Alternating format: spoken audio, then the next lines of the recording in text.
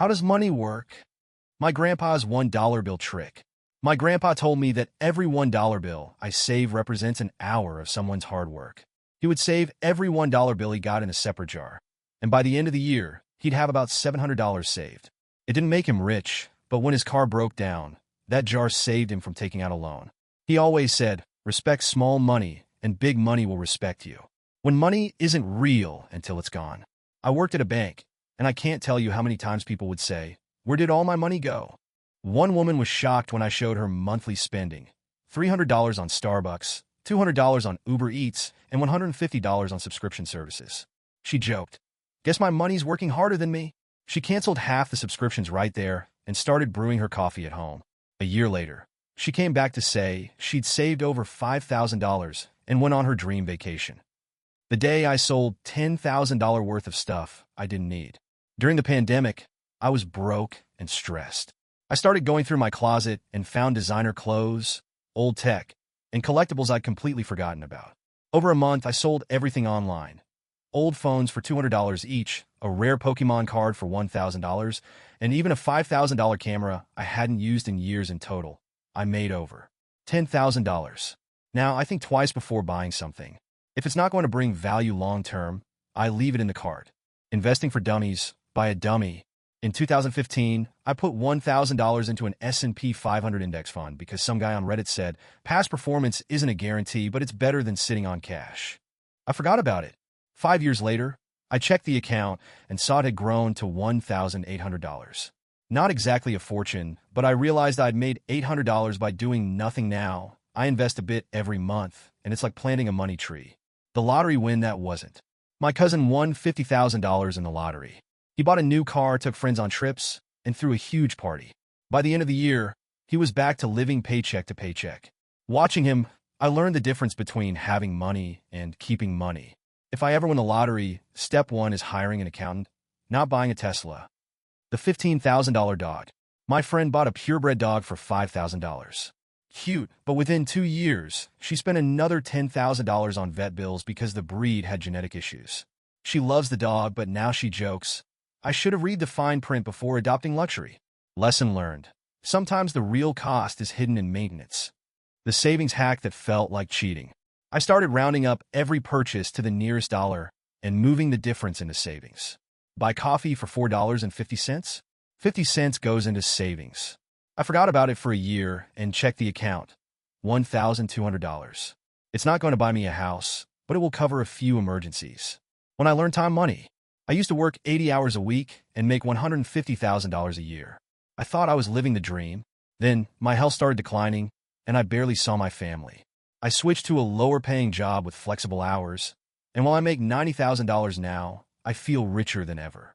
Money can buy you stuff, but time is priceless. I once saw a friend spend $15,000 on refurbishing his apartment because he wanted to turn it into a streamer's paradise. He ordered professional lighting, 3 huge monitors, a $2,000 chair, and even a special cabinet for his gamer figurine collection. Everything looked great, but the problem was that he didn't know how to stream. His first stream got 3 viewers, his brother, his girlfriend, and a random person who immediately left. After 6 months, he gave up, sold some of his equipment for half the price, and continued working in the office. Every time we see professional streamers, he sighs and says, "If only I knew it wasn't just pretty pictures and expensive gear." Now his apartment looks like a normal place, but we still joke that his only professional streaming career lasted only 6 months and cost $15,000. One day, I started rounding up every purchase to the nearest dollar and putting the difference into my savings account. For example, I bought a coffee for $4.50 and put 50 cents into savings. In a year, I saved $1,200 without even noticing it. Of course, it won't be enough to buy a house, but minor financial crises are no longer a problem. My first year out of college, I bought my first laptop for $1,200. At the time, I thought I had made a fortune working part-time jobs and decided I deserved an investment in myself. 3 weeks later, I accidentally dropped it and the screen cracked. It cost $600 to fix, and 6 months later, the laptop stopped working altogether. Since then, I've thought twice about making expensive purchases. Quality is more important than brand. When I first started working at the office, a colleague convinced me that I couldn't live in America without a car. I bought a used BMW for $10,000, thinking I'd found a good deal. In the end, every breakdown cost me $1,000 plus, and insurance ate up a third of my salary. After 2 years of struggling, I sold the car for $5,000 and switched to a bicycle. Less pomp, but I finally started saving money. A friend of mine won $25,000 in a lottery. Instead of investing it or paying off her debts, she used the money to buy a Harry Potter-themed room, complete with furniture and decor. Of course, she was happy for a few months until she realized that rent and credit card debt were still waiting for her attention. The $20 pizza, that cost me $400. I learned how credit cards really work the hard way. Fresh out of college, I ordered a $20 pizza on my new shiny credit card. I figured, I'll pay it off later. Fast forward 3 months. I was hit with late fees, interest, and a ding on my credit score. That $20 pizza turned into a $400 lesson in financial literacy. The pizza wasn't even that good. My credit card every month, like it's a sacred ritual. The cash flow conundrum. My uncle once explained cash flow using buckets of water. Imagine your income is a hose filling a bucket. Your expenses are holes in the bucket. The goal? Plug the leaks. For years, I ignored the leaks, subscriptions I didn't use, takeout 3 times a day, and random Amazon purchases. Once I started plugging the leaks, canceling useless services, eating at home, I suddenly had an extra $500 a month to invest. It felt like magic. Turns out, budgeting is just growing up with buckets. Secrets of an old millionaire neighbor. In 2020, I moved into a small house in Chicago and met a neighbor who was about 70 years old. He lived in a modest apartment, drove an old 2005 Toyota Camry, but one day accidentally let it slip that his stock portfolio exceeded $3 million. I was shocked because he lived like a typical retiree. He told me that the secret was discipline. In the 1980s, he started putting 10% of his income into an S&P 500 index fund. The average annual return was about 9%, and over 40 years, that money turned into millions. It's not how much you make, it's how much you save, he said. That conversation inspired me to start putting away 15% of my salary. I won money but lost more. How I saved $40,000 in 5 years. In 2017, I moved to San Francisco, where rent is outrageous. The average cost of a 1-bedroom apartment was $3,500 a month. Instead of spending it all on rent, I found a room in an older building for $1,200. It wasn't ideal. My roommate snored and the shower occasionally leaked, but I was able to put the difference, $2,300 a month, into a savings account. Over 5 years, I had saved more than $40,000. That money became a down payment on a mortgage.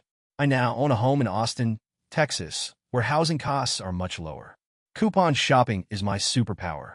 In 2020, when the pandemic hit the economy, I lost my job. I had 3 months of rent left, so I started looking for ways to save. I came across a Reddit thread about coupons and cashback programs. I downloaded a few apps like Rakuten and Ibotta and started looking for deals. In 1 year, I saved about $6,000 on groceries. The funniest thing is, a year later, I got a job at a company that makes one of these apps. Now I'm not only saving, but also making money, working in an industry that really helped me through tough times. How $500 became $15,000. A friend of mine once bought an old Nintendo 64 at a garage sale for $500.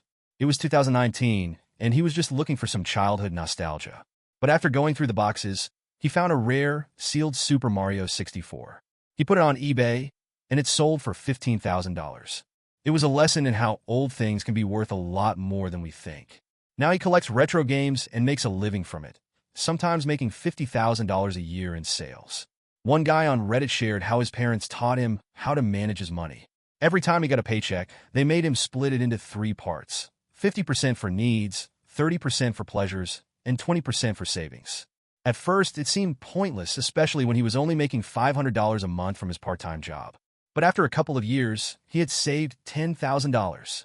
This money became the seed money for opening a small business at the coffee stand.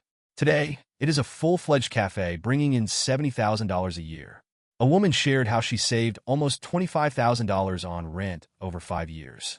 She bought a trailer for $8,000 and parked it on her parents' property. Even though everyone laughed at her home on wheels, she not only covered the cost of the purchase, but also saved up for a down payment on her own home. She now owns a cozy $250,000 home and is mortgage-free thanks to her trailer start. Someone on Reddit shared how they used the rule of 72 to figure out how their money could double through investing. For example, they put $5,000 into an index fund that returns 8% per year. According to the rule of 72, 72 divided by 8 is equal to 9 years. This means that after 9 years, their investment should grow to $10,000. Now 15 years have passed, and their investment has grown to $20,000 thanks to compound interest. This method has inspired them to invest regularly. One user described his strategy for stopping living paycheck to paycheck. He made a rule: never spend more than 90% of his income. The remaining 10% he transferred to a separate account, unavailable for instant withdrawal. In 7 years, he was able to save $50,000. This money allowed him to buy out his share in the family business, which now brings in $120,000 per year. Ironic story. A guy told how he made $3,000 in a month by renting out his parking space through an app. He lived in a popular area with limited parking and paid $150 per space to rent. He listed his space for rent for $15 a day and parked on the street for free. In a year, he made $20,000, but admitted to receiving $1,500 in fines for illegal parking. Nevertheless, he thinks the idea was a good one. In 2015, I won $20,000 in a local radio show. It was unexpected, but the money came with a string. I had to pay income taxes on it, which was about 30%, $6,000. I decided it was the perfect time to buy a new car. I saw an ad for a used 2010 Camaro for $18,000. It seemed like a dream come true. But 2 months later, the car started breaking down. A transmission replacement cost $3,500, and an engine repair a year later cost $5,000. In the end, I was forced to sell the car for $10,000. So my $20,000 win turned into a $4,500 debt. Now I know you shouldn't spend money you don't have yet. Secrets of an old millionaire neighbor. In 2020, I moved into a small house in Chicago and met a neighbor who was about 70 years old. He lived in a modest apartment, drove an old 2005 Toyota Camry, but one day accidentally let it slip that his stock portfolio exceeded $3 million. I was shocked because he lived like a typical retiree. He told me that the secret was discipline. In the 1980s, he started putting 10% of his income into an S&P 500 index fund. The average annual return was about 9%, and over 40 years, that money turned into millions. It's not how much you make, it's how much you save, he said. That conversation inspired me to start putting away 15% of my salary. I won money, but lost more. In 2015, I won $20,000 in a local radio show. It was unexpected, but the money came with a string. I had to pay income taxes on it, which was about 30%, $6,000. I decided it was the perfect time to buy a new car. I saw an ad for a used 2010 Camaro for $18,000. It seemed like a dream come true. But 2 months later, the car started breaking down. A transmission replacement cost $3,500, and an engine repair a year later cost $5,000. In the end, I was forced to sell the car for $10,000. So my $20,000 win turned into a $4,500 debt. Now I know you shouldn't spend money you don't have yet. The $15,000 coffee mistake. It happened in 2018 when I started going to Starbucks every morning before work. The order was always the same: a grande latte with caramel and a cookie for $6.25. In a year, that's about $2,300, but the problem is not the price of the coffee itself. Every time after Starbucks, I stopped at a nearby store and bought little things like magazines, a snack, or a new gadget. Eventually, I noticed that over 2 years, 2018 to 2020, I spent more than $15,000 on small impulse purchases. The funny thing is, I don't even remember what I bought with that money. Now I take my coffee with me from home, and I invest the money I save, $6,000 a year, into an investment portfolio through Robinhood. At the moment, it's already $18,000, almost as much as I spend on random things. The $15,000 coffee mistake. It happened in 2018 when I started going to Starbucks every morning before work. The order was always the same: a grande latte with caramel and a cookie for $6.25. In a year, that's about $2,300, but the problem is not the price of the coffee itself. Every time after Starbucks, I stopped at a nearby store and bought little things like magazines, a snack, or a new gadget. Eventually, I noticed that over 2 years, 2018 to 2020, I spent more than $15,000 on small impulse purchases. The funny thing is, I don't even remember what I bought with that money. Now I take my coffee with me from home, and I invest the money I save, $6,000 a year, into an investment portfolio through Robinhood. At the moment, it's already $18,000, almost as much as I spend on random things. How I made $50,000 in a year on forgotten phones. In 2019, I was working as a technician at an electronics store and noticed that many customers were coming in to buy new phones, leaving their old ones in drawers. That's when I had an idea. What if I resold them? I started by buying 5 old iPhone SEs on Craigslist for $300 each. I cleaned them, replaced the batteries, and listed them on eBay. I sold them for $450 each, making a net profit of $750. Once I realized it worked, I invested $5,000 of my savings into more old phones, finding them at garage sales and from friends. My biggest find was at a lost property auction. I bought 25 phones for $2,500 and resold them for $10,000. At the end of the year, I made $50,000 in profit, more than my salary at the store. In 2022, I even opened a small online store that now brings in about $80,000 a year.